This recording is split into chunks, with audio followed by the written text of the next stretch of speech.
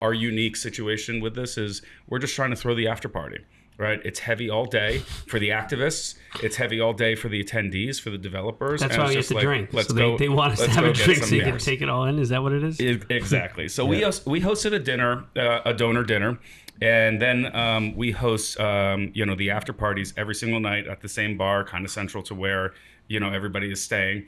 And it's the second year at the same bar. It's a communist punk rock bar in Oslo, nice. Which I think is hysterical.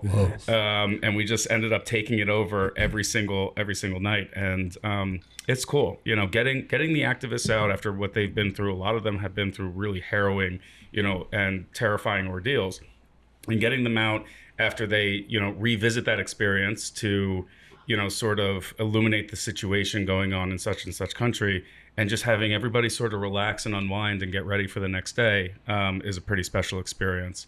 So PubKey can throw great parties in Oslo and communist punk rock locations. Yep. Downtown Vegas, in classic dirty Vegas, and keep our New York operations open. And New York was open. Oh my God, the best parties. Yeah, and it went off without a hitch. No disruptions for the New York operation. Really big deal for such a small team to be able to have this coverage. We did receive some questions. I don't think we received many complaints about the venue choice, but look, it was a dive bar. It was, just a shitty, like my favorite kind of bar. And some people were like, "Who picked this venue?" It's like PubKey did. Yeah, you're looking at them. Not the only communist dive bar that the PubKey team has frequented before. No, we managed to find one in Riga. There's certainly a few here in New York. Yeah, the Depeche Mode bar. It was a Depeche Mode theme bar. Whoa. And in Riga around Honey Badger, which I hope to attend to. A lot of the team from Hodl Hodl was there.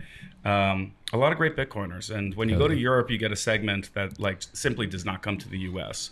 So it's important to branch out. If you're into these things and you travel for Bitcoin conferences, highly recommend getting to Europe, getting to, Honey Badger or Prague or whatever.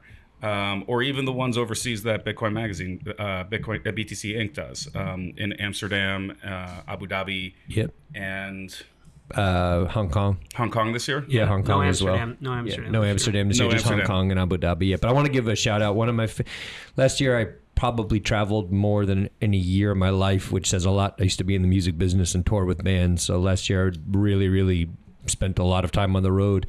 And one of my favorite 2 or 3 hour stints was the PubKey the night before Oslo Freedom Forum started at that bar on the water, the party that you hosted. At Amazonia, yeah. Yeah, it was, shout out to everyone, the Bitcoin Dada ladies and KG from Machancora and people from all over Latin America, Africa, Bitcoiners from the state, everywhere. And I remember sitting at that bar just being like, a lot of my background is in human rights work. I taught migrants for 12 years. I was training to actually be a clinical social worker. I lived in Venezuela under Chavez. I lived in rural Africa.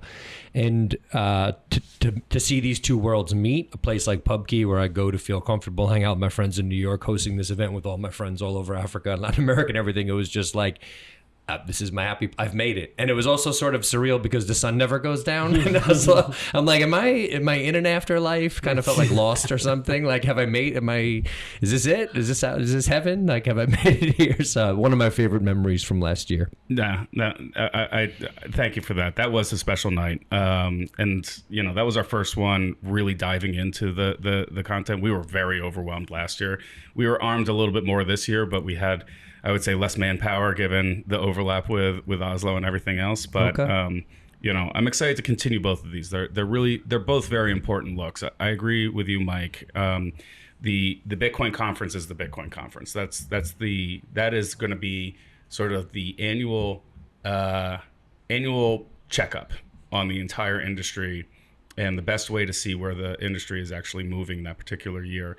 But HRF, with what they've done in shaping the narrative and the stories and the importance of what Bitcoin's able to provide, is also tremendously, tremendously important.